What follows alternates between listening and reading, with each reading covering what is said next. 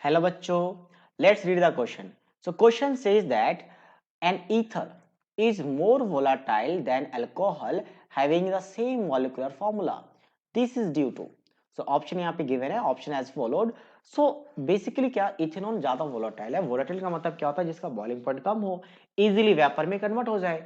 तो ether easily convert हो जाता है, बट अल्कोहल इजीली में कन्वर्ट नहीं होता है, इसलिए आपका ईथर ज्यादा वोलाटाइल है, अल्कोहल कम वोलाटाइल. रीजन क्या है? तो पहला ऑप्शन गिवन है कि alcohol having resonance structure. No, alcohol में ऐसा कुछ नहीं होता. अल्कोहल में तो सिर्फ सिंगल बॉन्ड होता है, एक भी डबल बॉन्ड नहीं होता, कोई चार्ज नहीं होते, सिर्फ लॉन पेयर होता है ऑक्सीजन पे. तो कोई रेजोनेंस की कोई बात ही नहीं होगी, मतलब ऑप्शन नंबर फर्स्ट तो इनकरेक्ट है. नेक्स्ट क्या है आपका?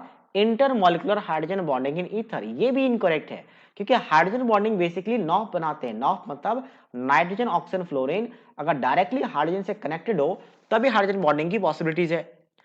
तो इसका मतलब ईथर में तो कोई ऐसा है नहीं. ईथर कैसा होगा कि अगर सिंपल ईथर मान ले तो CH3O CH3.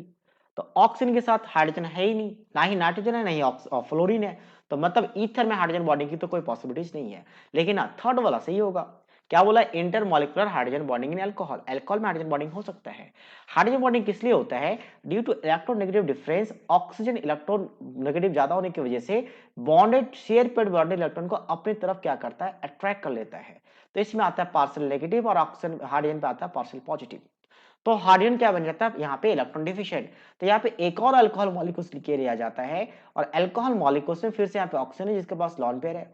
हालांकि सेम कंडीशन भी शो कर सकते हैं कि इसमें नेगेटिव से पॉजिटिव आएगा, वो भी एक कंडीशन है साथ साथ में. और यहाँ पे लॉन पेयर है. ये पॉजिटिव का मतलब इलेक्ट्रॉन डिफिशिएंट हो चुका है. तब ये क्या करेगा? अपना लॉन पेयर डोनेट करके एक पार्शियल बॉन्ड बनाएगा इसके इलेक्ट्रॉन डिफिशियंसी को खत्म करने के लिए. इसी बॉन्ड को कहा जाता है हाइड्रोजन बॉन्ड.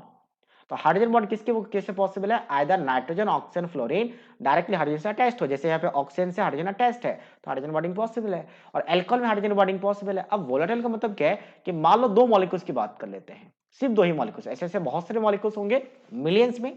तो दो मॉलिक्यूल्स ये बॉन्डिंग से जुड़ा हुआ है, ये बॉन्डिंग से नहीं है. तो जब आप हीट करोगे तो कौन सा मॉलिक्यूल्स जल्दी वेपर में कन्वर्ट होगा? ऑब्वियसली सेकंड वाला, क्योंकि यहाँ पे कोई बॉन्डिंग नहीं है, फोर्स ऑफ अट्रैक्शन नहीं है. फोर्स ऑफ अट्रैक्शन है वैसे, वंडरवॉल फोर्स ऑफ अट्रैक्शन वो तो कम है, बट यहाँ पे हाइड्रोजन बॉन्डिंग स्ट्रॉन्गर है एज कंपेयर टू वंडरवॉल.